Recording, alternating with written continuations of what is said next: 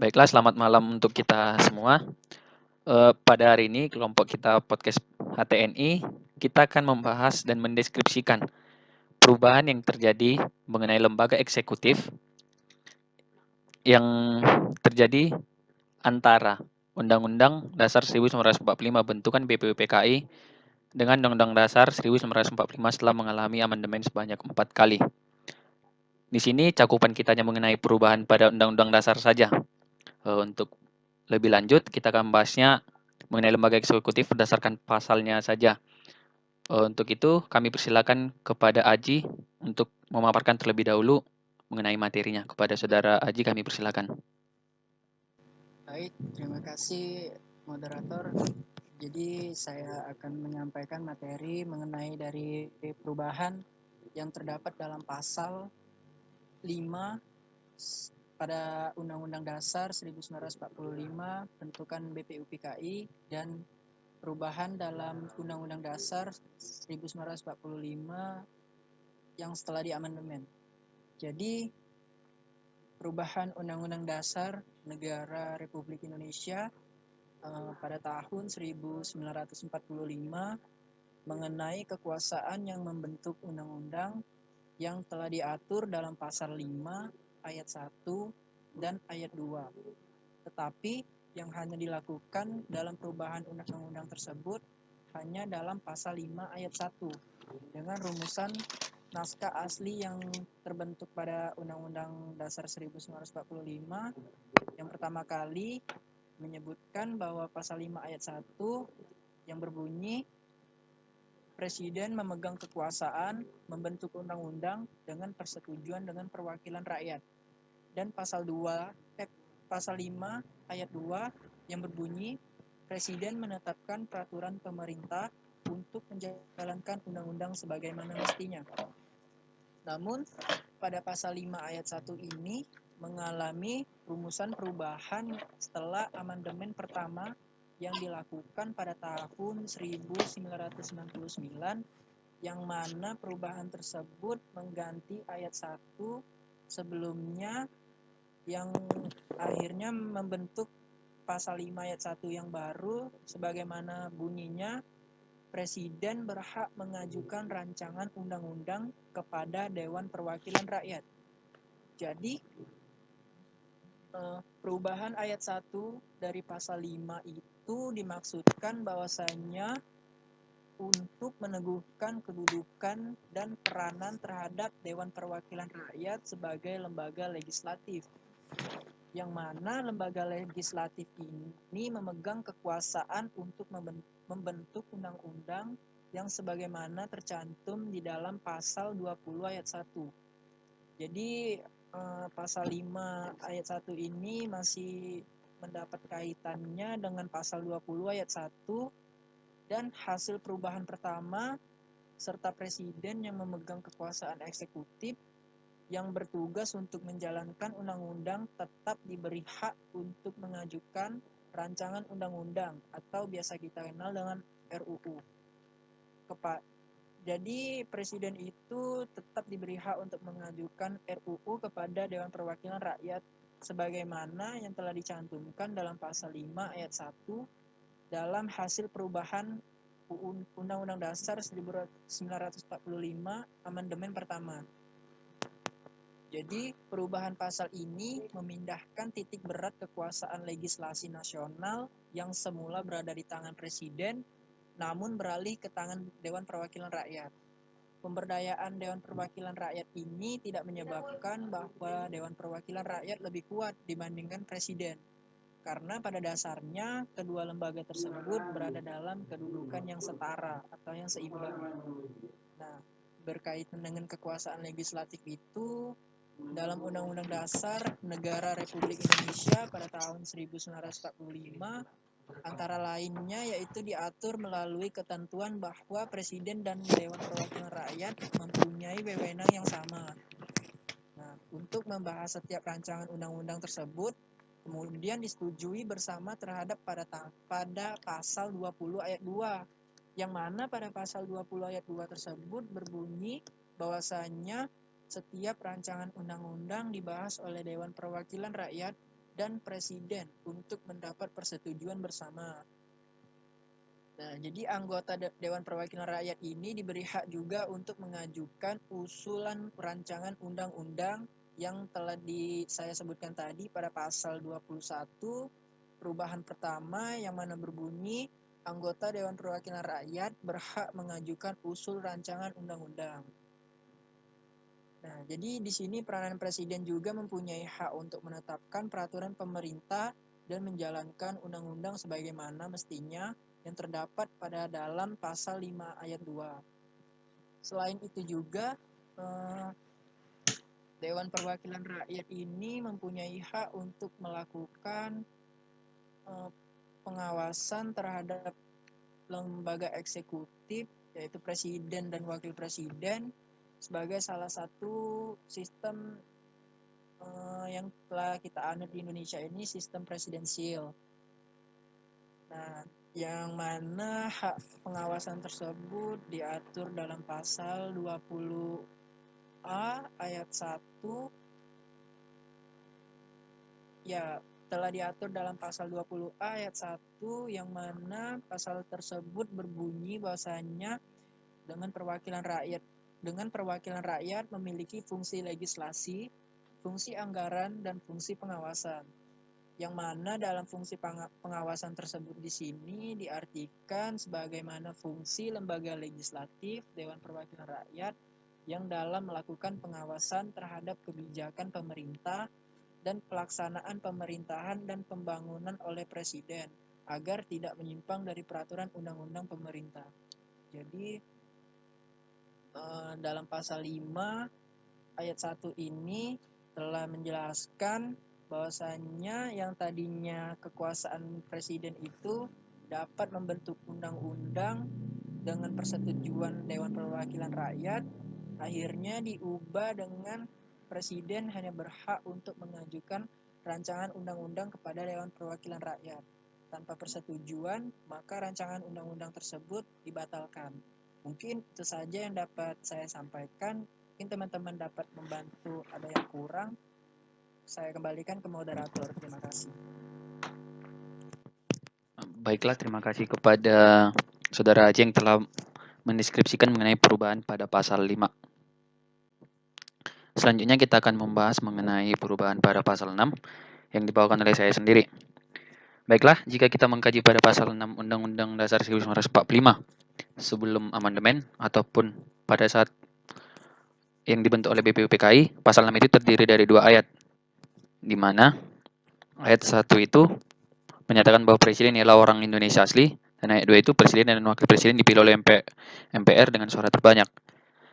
Dan jika kita menilik pada pasal 6 Undang-Undang Dasar 1945 setelah diamandemen, kedua ayat yang sebelumnya tercantum pada Undang-Undang Dasar 1945 bentukan BPUPKI dijabarkan menjadi pasal 6 dan pasal 6A, di mana ayat 1 itu dijelaskan lebih mendetail pada pasal 6, di mana pasal 6 ini terdiri dari 2 ayat yang menjelaskan lebih lanjut mengenai syarat menjadi presiden, di mana jika kita menilik pada ayat 1, terdapat beberapa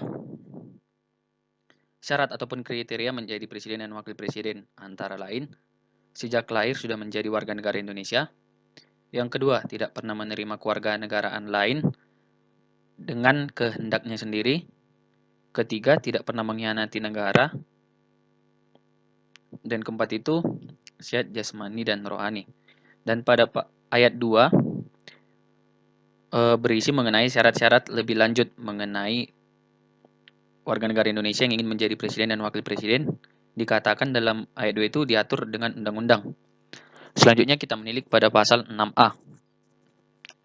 Pada pasal 6A ini merupakan penjabaran lebih mendetail pada ayat 2 pada pasal 6 Undang-Undang Dasar 1945 bentukan BPUPKI. Di mana sebelumnya pasal 6 ayat 2 Undang-Undang Dasar 1945 bentukan BPUPKI mengatakan bahwa presiden dan wakil presiden dipilih oleh Majelis Permusyawaratan Rakyat dengan suara terbanyak.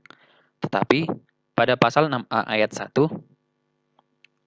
berbunyi presiden dan wakil presiden dipilih dalam satu pasangan secara langsung oleh rakyat. Jadi di sini kita dapat melihat langsung di mana perbedaannya, di mana sebelumnya itu presiden dan wakil presiden dipilih oleh Majelis Permusyawaratan Rakyat. Dapat dikatakan dipilih oleh rakyat, tetapi yang sedang menjabat di Majelis Permusyawaratan Rakyat pada saat itu. Sedangkan pada pasal 6A ayat 1 setelah amandemen dikatakan bahwa presiden dan wakil presiden dipilih dalam satu pasangan secara langsung oleh rakyat. Jadi dapat dikatakan pasal 6A ini juga mengatur tentang cara pemilihan presiden pada era sekarang ini, di mana ada penjelasan lebih lanjut mengenai hal tersebut pada ayat 2, 3, 4, dan 5. Di mana pada ayat 2 itu berbicara mengenai usungan sebagai pasangan calon presiden dan wakil presiden, di mana pasangan calon presiden dan wakil presiden yang telah memenuhi syarat seperti yang dikatakan atau disebutkan pada pasal 6A yang tadi kita bacakan itu, disebutkan bahwa pasangan calon presiden dan wakil presiden yang telah memenuhi syarat tersebut itu harus diusulkan oleh partai politik ataupun gabungan beberapa partai politik yang terdaftar sebagai peserta pemilihan umum sebelum pelaksanaan pemilihan umum pada periodisasi tersebut. Nah, pada ayat 3 itu mengenai penentuan pasangan yang memenangkan pemilu, di mana pada ayat ketiga ini terdapat ketentuan bahwa pasangan calon presiden dan wakil presiden yang memenangkan pemilu dan yang layak ataupun yang dapat dilantik menjadi presiden dan wakil presiden itu merupakan pasangan yang mendapatkan suara lebih dari 50% dari jumlah suara dalam pemilihan umum, ataupun dapat dikatakan 50% plus 1. Jika tidak, hal ketentuan itu diatur dalam ayat 4, di mana jika tidak adanya pasangan yang memperoleh suara lebih dari 50% atau 50% plus 1, maka dinyatakan tidak ada pemenang pemilu. Oleh karena itu, dilakukan pemilihan kedua dengan pasangan calon presiden dan wakil presidennya yang lebih minim, yakni hanya 2 pasangan, di mana 2 pasangan itu diambil dari pemilu yang pertama tadi, yakni dengan perolehan 2 pasangan suara terbanyak. Jika sudah terpilih, maka dilaksanakan lagi pemilihan presiden untuk yang kedua kalinya dengan syarat yang sama, yakni harus memperoleh suara 50 plus 1. Ulangi, 50% plus 1. Selanjutnya mengenai tata cara pelaksanaan presiden dan wakil presiden, lebih lanjutnya diatur dalam undang-undang. Jika kita menilik pada pasal 6A ini hanya menjelaskan secara garis besarnya saja. Mungkin itu saja dari saya mengenai deskripsi perbedaan antara pasal 6 Undang-Undang Dasar 1945 bentukan BPUPKI dengan pasal 6A Undang-Undang Dasar 1945 yang sudah diamandemen, yakni pada saat ini. Mungkin sekian dari saya. Untuk pasal-pasal selanjutnya yang mengatur mengenai lembaga eksekutif, presiden dan wakil presiden, dapat dilanjutkan oleh teman saya yang lainnya. Sekian dan terima kasih. Baiklah, setelah kita sudah mendengarkan tadi mengenai pasal 5 dan pasal 6, selanjutnya kita menilik pada pasal 7. Kepada Saudara Ageng, dipersilakan. Baiklah, terima kasih kepada moderator dan selamat malam kepada teman-teman. Di sini saya ingin membahas mengenai perubahan perbedaan antara Undang-Undang Dasar 1945 sebagai naskah awal dan Undang-Undang Dasar 1945 pas perubahan. Bahwa di sini ternyata memang ada perubahan secara substansial, bahwasanya di pasal 7A, di pasal 7 sebelum perubahan itu belum terjadi pemekaran ataupun perubahan atau juga disebut sebagai pertambahan pasal. Sedangkan untuk yang Undang-Undang Dasar 1945 sebagai naskah terbaru atau pasca perubahan ada pemekaran yaitu di pasal 7A, 7B, dan juga 7C. Di mana ternyata ada makna yang terkandung di dalamnya, bahwa presiden dan wakil presiden memegang jabatannya selama 5 tahun dan sesudahnya dapat dipilih kembali.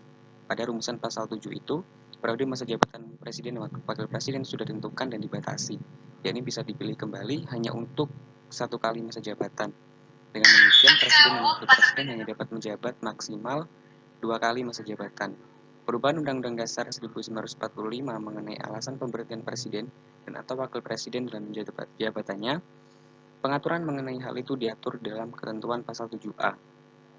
Jadi ada sebuah semacam perbedaan dari pasal 7 di naskah awal dengan pasal 7 pasca perubahan.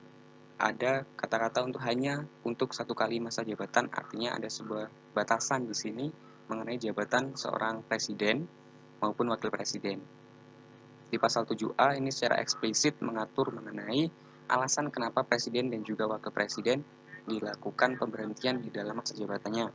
Sedangkan pasal 7B itu terdiri dari 7 ayat yang mana setiap ayatnya menerangkan bagaimana tata cara ataupun proses dari penurunan atau pergeseran dari presiden ataupun wakil presiden dengan beberapa cara-caranya yang sudah termaktub dalam pasal 7 sampai dari pasal 1 sampai dengan pasal 7 misalnya. Dan juga yang pasal 7C berbunyi presiden tidak dapat membekukan dan atau membubarkan Dewan Perwakilan Rakyat, bermakna bahwasanya presiden dengan di Dewan Perwakilan Rakyat di dalam ketentuan pasal 7C ini memiliki kedudukan yang setara. Artinya mereka tidak dapat menjatuhkan ataupun membekukan satu sama lain. Selanjutnya dari pasal 7B dari setiap ayatnya kita fokus kepada pasal 7B ayat 5 bahwasanya ketentuan ini menunjukkan diterapkannya paham negara hukum sehingga hanya ada putusan MK. DPR dapat melanjutkan upaya pemerintahan presiden atau wakil presiden dalam masa jabatannya dengan cara menyelenggarakan sidang paripurna untuk meneruskan usul pemerintahan presiden dan atau wakil presiden kepada MPR. Jadi ada semacam sistem check and balances di sini antar lembaga negara yang sudah termaktub di dalam pasal 7B terkait dengan proses pemberhentian presiden atau wakil presiden dari jabatannya. Selain itu, bahwa dari apa yang saya sampaikan pada intinya bahwa di dalam pasal 7 yang sekarang di Undang-Undang Dasar 1945 pasca perubahan ada banyak sekali perubahan-perubahan yang terjadi, yaitu dari mulai alasan kenapa presiden dan wakil presiden dihentikan dari masa jabatannya, tata cara bagaimana pemberhentian presiden atau wakil presiden dalam masa jabatannya. Terus yang 7C bahwa ada sebuah alasan yang secara substansial mengatur bahwa presiden dan DPR tidak saling membekukan antar lembaga negara. Mungkin itu saja yang dapat saya sampaikan. Kalau ada teman-teman yang mau menanggapi, saya persilakan. Saya kembalikan ke moderator. Terima kasih. Baiklah, setelah kita mendengarkan pemaparan mengenai deskripsi perubahan pada pasal 7, selanjutnya kita akan mendengarkan kembali deskripsi perubahan yang terjadi pada pasal 8 yang akan dibawakan oleh teman kita, Saudari Ira. Kepada Saudari Ira, kami persilakan. Baiklah, terima kasih moderator. Di sini saya akan menyampaikan deskripsi atau makna dari perubahan pasal sebelum dan sesudah amandemen.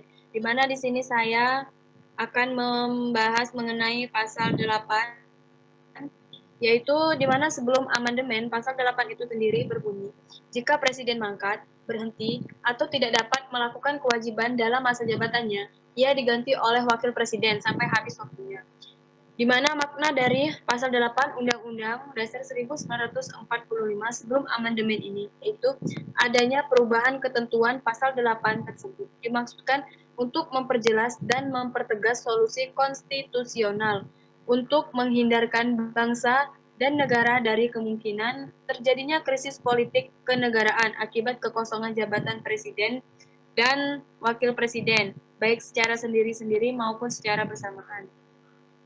Adapun setelah amandemen, pasal 8 itu sendiri mengalami pertambahan menjadi 3 ayat, di mana ayat 1 itu sendiri berbunyi, jika presiden mangkat, berhenti, diberhentikan atau tidak dapat melakukan kewajiban dalam masa jabatannya, ia diganti oleh wakil presiden sampai habis waktunya. Di mana terkandung makna perubahan ketentuan pasal 8 dirumuskan untuk mengatur apabila terjadi kekosongan presiden, wakil presiden, ayat 1 dan ayat 2 dalam waktu yang berbeda, serta kekosongan presiden dan wakil presiden dalam waktu bersamaan, ayat 3. Adanya perubahan ketentuan pasal 8 tersebut dimaksudkan untuk memperjelas dan mempertegas solusi konstitusional untuk menghindarkan bangsa dan negara dari kemungkinan terjadinya krisis politik kenegaraan akibat kekosongan jabatan presiden dan wakil presiden, baik secara sendiri-sendiri maupun secara bersamaan. Jika presiden mangkat, berhenti, diberhentikan atau tidak dapat melakukan kewajibannya dalam masa jabatannya, ia digantikan oleh wakil presiden sampai habis masa jabatannya.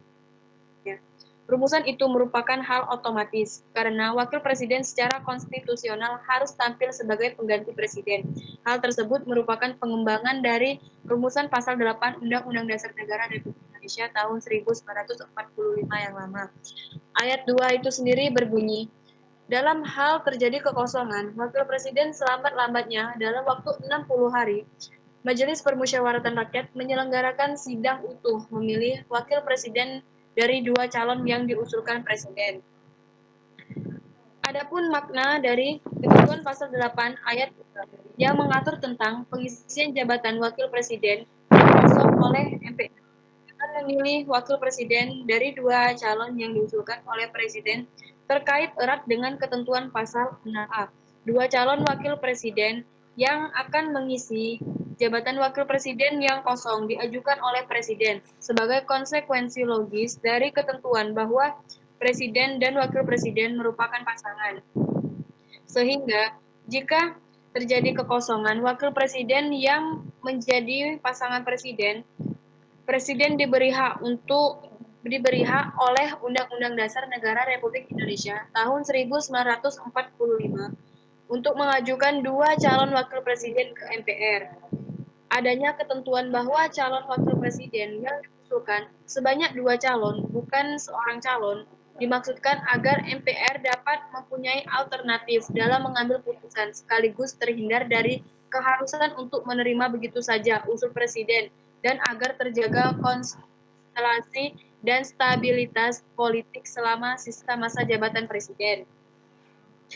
Dan pada ayat ketiga itu sendiri berbunyi, jika presiden dan wakil presiden mangkat, berhenti, diberhentikan atau tidak dapat melakukan kewajiban dalam masa jabatannya bersamaan, pelaksana tugas kepresidenan adalah Menteri Luar Negeri, Menteri Dalam Negeri, Menteri Pertahanan secara bersama-sama. Selambat-lambatnya 30 hari setelah itu, Majelis Permusyawaratan Rakyat menyelenggarakan sidang untuk memilih presiden dan wakil presiden dari dua pasang calon presiden dan wakil presiden yang diusulkan partai politik atau gabungan partai politik yang paket calon presiden dan wakil presiden meraih suara terbanyak pertama dan kedua dalam pemilihan sebelumnya sampai habis masa jabatannya, di mana mengandung makna. Berdasarkan latar belakang tersebut, relevan untuk diangkat menjadi tulisan dengan metode penelitian hukum normatif, kemudian dikaji melalui pendekatan perundang-undangan dan pendekatan konsep. Tujuan penelitian ini adalah untuk mengetahui pemberhentian presiden dan wakil presiden di Indonesia berdasarkan Undang-Undang Dasar 1945 dan untuk mengetahui pemilihan presiden dan wakil presiden baru yang dilakukan oleh MPR dalam perspektif kedaulatan rakyat. Baiklah, mungkin hanya itu yang bisa saya sampaikan. Terima kasih, saya kembalikan kepada moderator.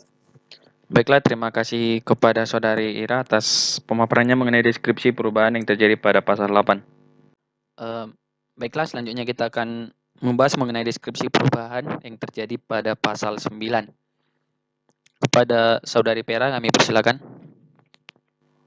Baiklah, di sini saya akan menjelaskan perubahan makna dari pasal 9 sebelum amandemen maupun pasal 9 setelah amandemen.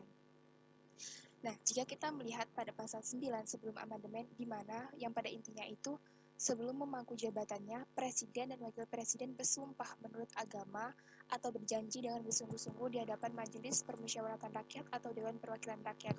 Nah, pada pasal 9 sebelum amandemen ini, di mana pada maknanya itu presiden itu menerangkan dalam janjinya untuk menjalankan peraturan dengan seluas-luasnya tanpa batas nyata, sehingga hal ini membuat suatu kelemahan pada citra presiden tanpa memandang rakyat. Nah, kemudian jika kita beralih kepada pasal 9 setelah amandemen, di mana pada pasal 9 setelah amandemen ini terdapat dua ayat, di mana yang ayat pertama itu berbunyi sebelum memangku jabatannya, presiden dan wakil presiden itu bersumpah menurut agama atau berjanji dengan bersungguh-sungguh di hadapan Majelis Permusyawaratan Rakyat atau Dewan Perwakilan Rakyat. Jika kita menilik pada ayat tersebut di mana terdapat kata presiden dan wakil presiden itu bersumpah menurut agama. Di mana di sini ada pun bunyi sumpah presiden setelah amandemen yang berbunyi, demi Allah saya bersumpah akan memenuhi kewajiban Presiden Republik Indonesia dan Wakil Presiden Republik Indonesia dengan sebaik-baiknya dan seadil-adilnya memegang teguh Undang-Undang Dasar dan menjalankan segala undang-undang dan peraturannya dengan seluruh-seluruhnya serta berbakti kepada nusa dan bangsa. Adapun janji Presiden dan Wakil Presiden yang berbunyi, saya berjanji dengan bersungguh-sungguh akan memenuhi kewajiban Presiden Republik Indonesia dan Wakil Presiden Republik Indonesia dengan sebaik-baiknya dan seadil-adilnya memegang teguh Undang-Undang Dasar dan menjalankan segala undang-undang dan peraturannya dan seluruh-seluruhnya serta berbakti kepada nusa dan bangsa. Nah, selanjutnya jika kita beralih kepada ayat 2 pada pasal 9 setelah amandemen ini, di mana pada ayat 2 ini yang pada intinya itu mengenai jika MPR atau DPR tidak dapat mengadakan sidang, Presiden dan Wakil Presiden bersumpah menurut agama atau berjanji dengan sungguh-sungguh di hadapan pimpinan MPR dengan disaksikan oleh pimpinan Mahkamah Agung. Di mana pada ayat 2 ini yang pada intinya itu membahas mengenai janji presiden berubah yang dicirikan dengan presiden menjalankan peraturan seluruh-seluruhnya dengan undang-undang sehingga diharapkan tidak terjadi penyelewengan kekuasaan. Kemudian itu dalam pasal 2, maksud saya kemudian itu pada ayat 2 sesudah amandemen itu juga terdapat makna, di mana maknanya itu sumpah yang diucapkan Presiden Wakil Presiden itu haruslah disaksikan oleh Majelis Permusyawaratan Rakyat di hadapan Mahkamah Agung. Nah, apabila MPR atau DPR tidak bisa mengadakan sidang, dengan demikian kesaksian oleh mereka bisa dibenarkan. Kemudian selain itu, makna dari pasal 2 setelah amandemen ini, selain perubahan yang dilakukan pada ketentuan pasal ini adalah menambahkan satu ayat, yakni ayat 2. Di mana penambahan ayat itu dimaksudkan untuk menghindarkan terjadinya problem ketatanegaraan apabila MPR atau DPR karena satu lain tidak menyelenggarakan sidang ketentuan pasal 9 Undang-Undang Dasar tahun 1945. Maka Presiden dan Wakil Presiden bersumpah menurut agama atau berjanji bersungguh-sungguh di hadapan pimpinan MPR dengan disaksikan oleh pimpinan Mahkamah Agung.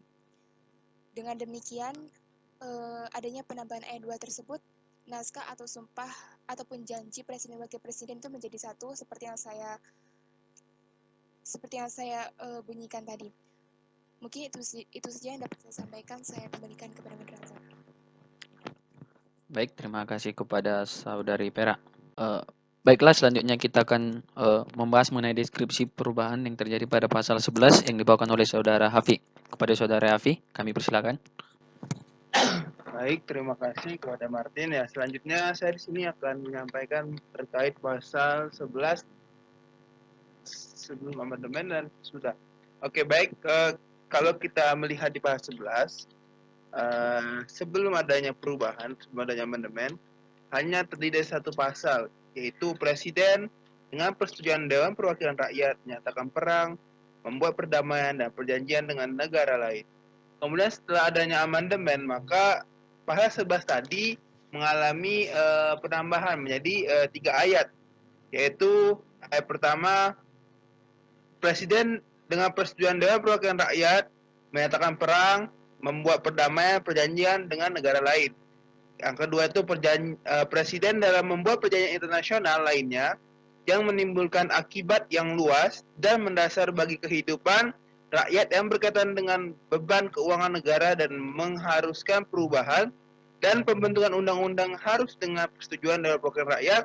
Ketentuan lebih lanjut tentang perjanjian internasional diatur dengan undang-undang. Oke, kalau kita tarik makna normatifnya, maka pada pasal sebelum perubahan itu adalah sebuah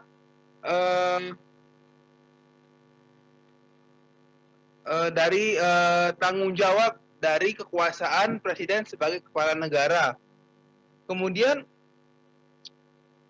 setelah adanya amandemen, maka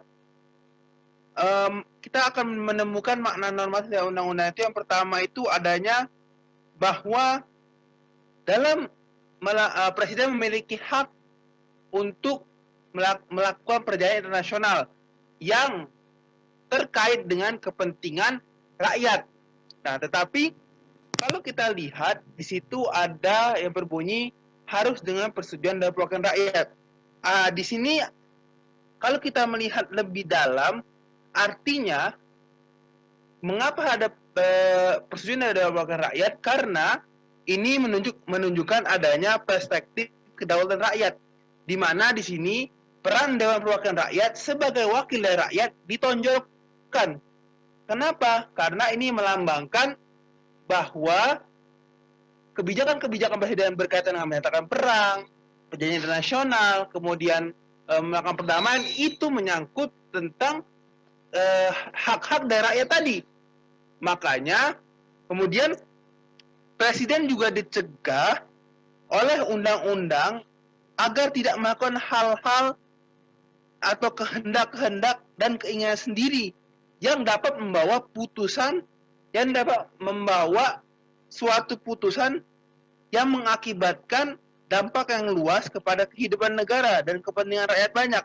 Oleh karena itu, dalam menentukan seperti tadi sih, perdamaian, menentukan perang, kemudian perjanjian internasional, harus adanya persetujuan dari Dewan Perwakilan Rakyat, karena itu mencerminkan adalah kedaulatan rakyat itu sendiri.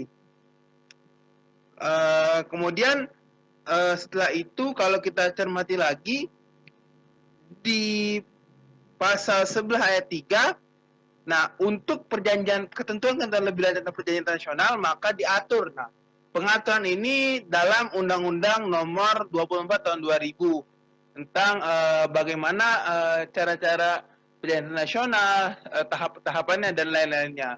Jadi itu kalau kita melihat makna motifnya. Mungkin sekian dari saya, kembali ke moderator. Terima kasih. Baik, terima kasih kepada Saudara Hafi. Selanjutnya kita akan menuju kepada pasal 13 yang dibawakan oleh Saudara Aldo. Kepada Saudara Aldo kami persilakan.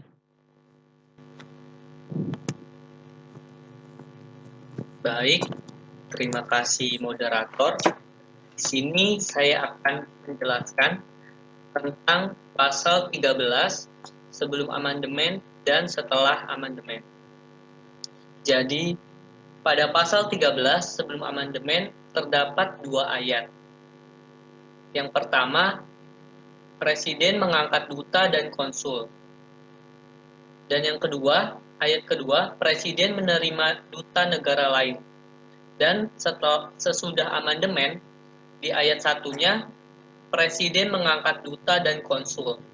Di ayat kedua, dalam mengangkat duta, Presiden memperhatikan pertimbangan Dewan Perwakilan Rakyat.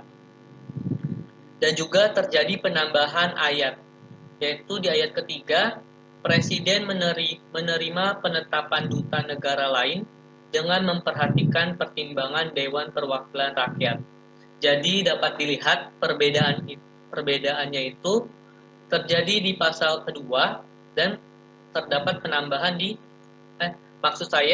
perbedaannya itu terdapat pada ayat kedua dan penambahan pada ayat ketiga. Di ayat kedua, sebelum amandemen, Presiden menerima duta negara lain, sedangkan sesudah amandemen ada penambahan kata yaitu dengan memperhatikan pertimbangan Dewan Perwakilan Rakyat. Dan juga di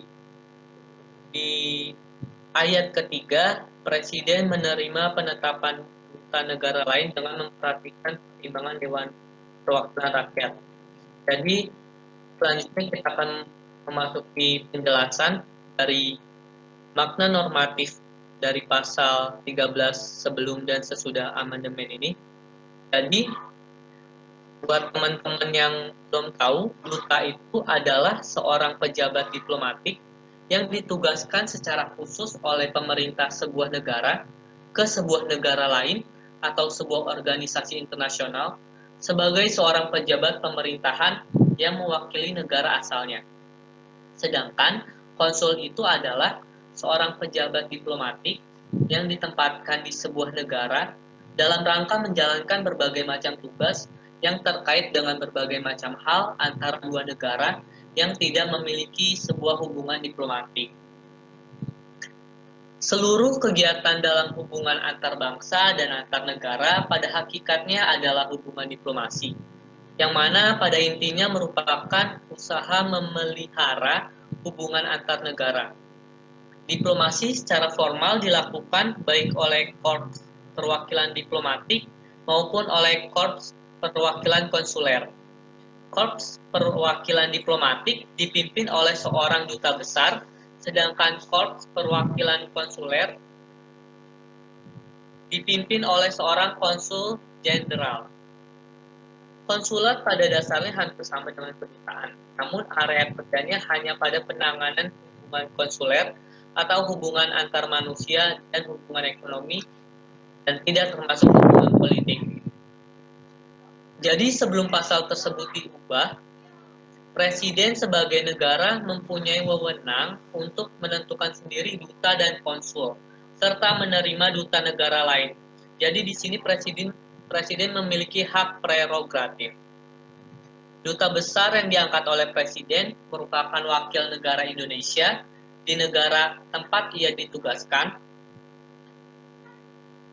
dan duta dan konsul merupakan pejabat diplomatik yang ditempatkan di sebuah negara, maka duta dan konsul itu memiliki peranan penting dalam menjalankan tugas-tugas kenegaraan yang menjadi wewenangnya.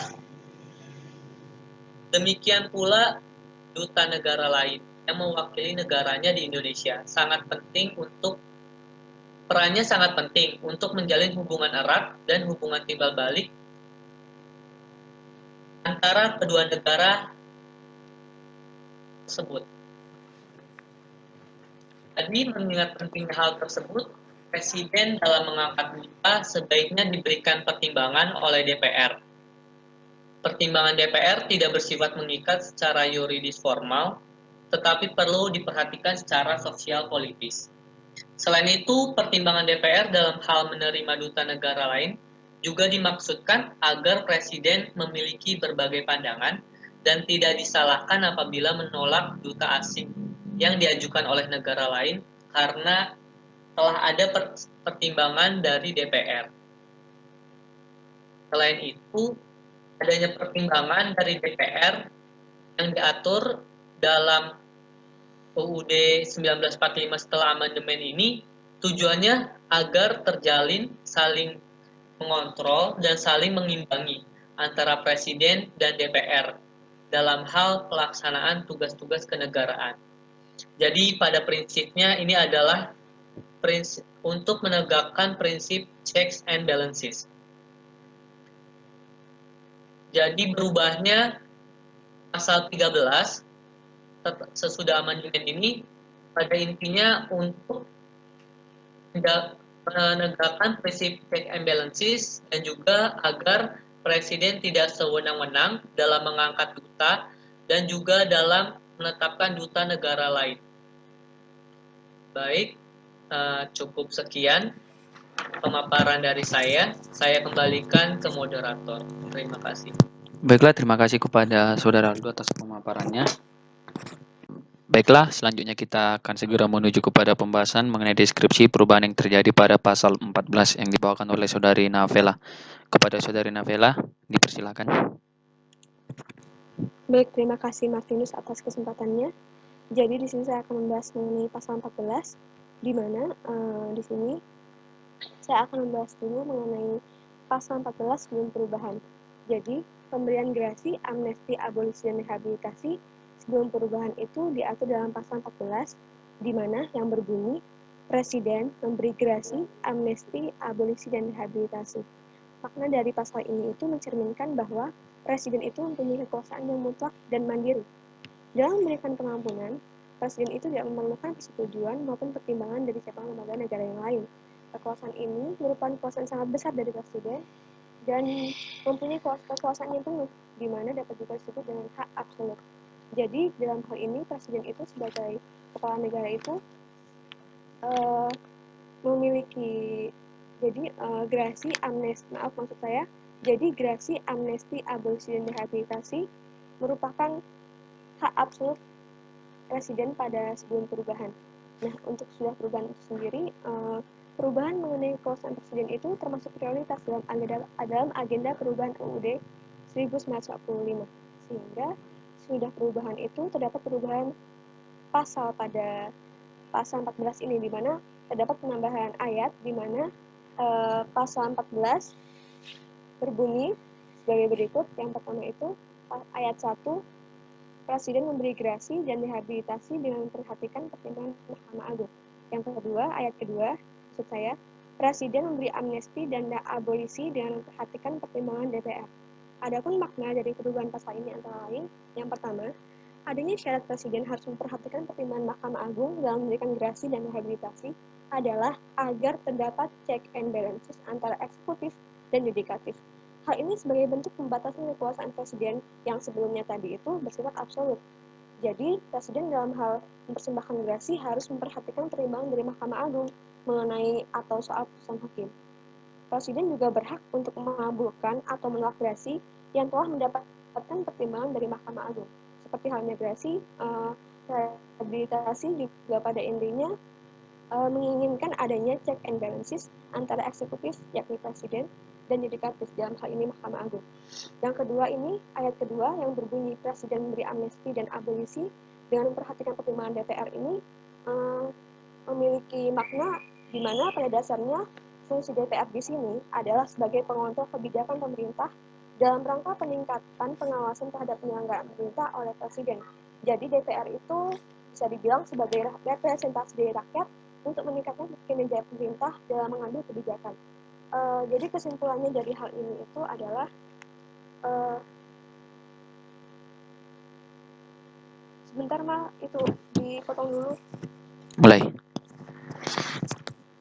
Jadi kesimpulannya itu pemberian amnesti, rehabilitasi, abolisi, dan gerasi merupakan kewenangan Presiden dengan memperhatikan pertimbangan Mahkamah Agung atau DPR sebagaimana diatur dalam pasal 14 UUD 1945. Dahulu sebelum amandemen UUD 1945, gerasi, rehabilitasi, abolisi, dan amnesti menjadi hak absolut Presiden.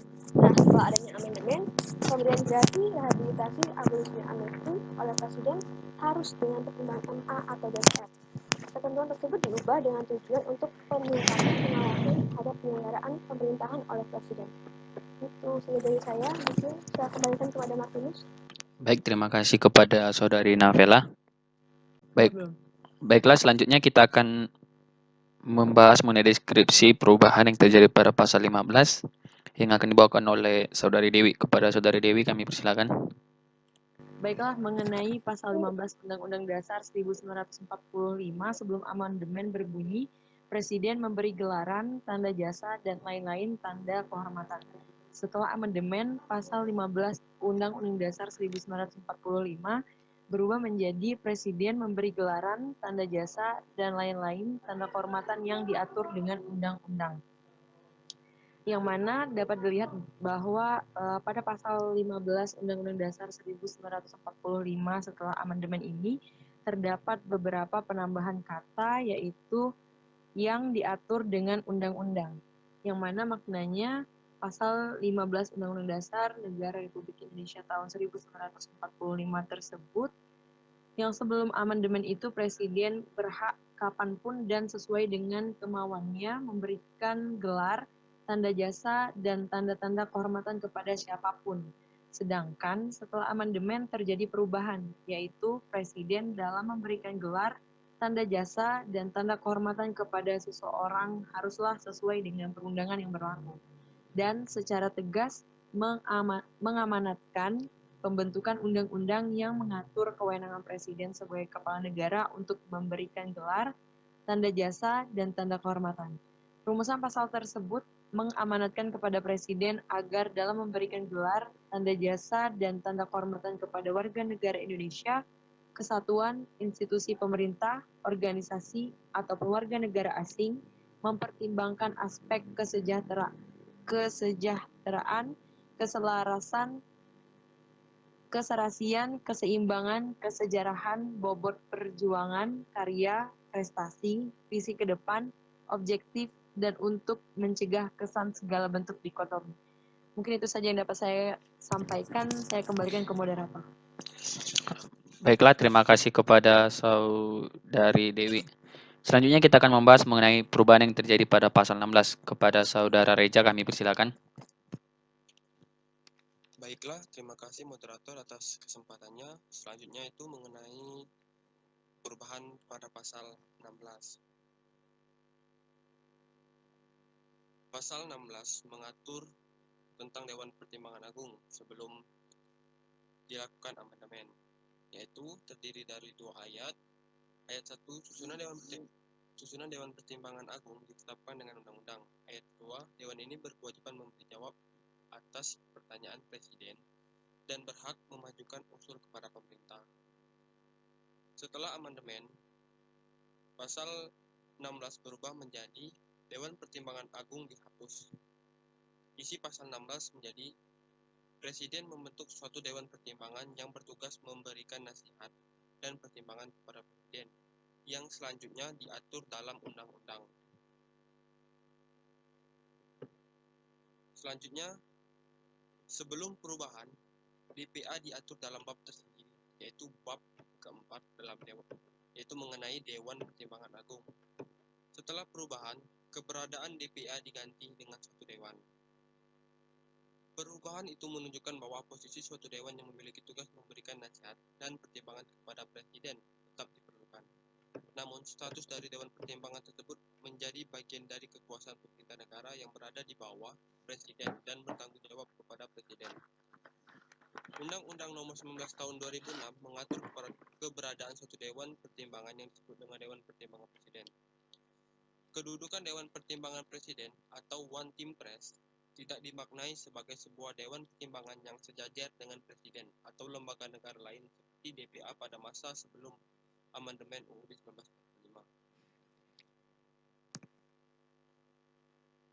Keberadaan One Team Press, meski saat ini sudah berganti nama Dewan Pertimbangan Presiden, tugas, hak, dan kewajibannya masih sama.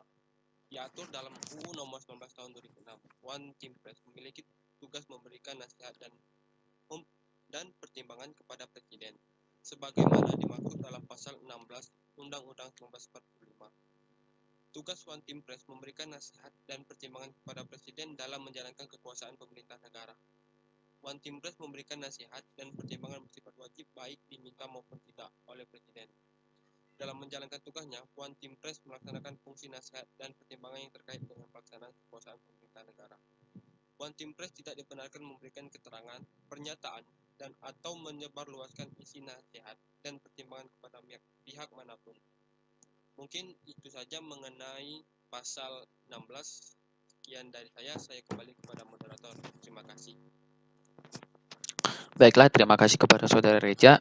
Dengan begitu, kita sudah selesai membahas mengenai deskripsi perubahan undang-undang mengenai lembaga eksekutif. Yang lebih tepatnya diatur mulai dari pasal 5 sampai pasal 16 yang sudah kita bahas sebelumnya. Mungkin sekian dulu diskusi kita pada malam hari ini. Kepada para teman-teman yang hadir atau melalui siaran YouTube ini dapat memberikan komentar jika ada kesalahan yang kami sampaikan. Untuk itu, kami sekelompok dengan saya mewakili, kami ucapkan terima kasih dan selamat berjumpa di diskusi selanjutnya. Sekian dan terima kasih.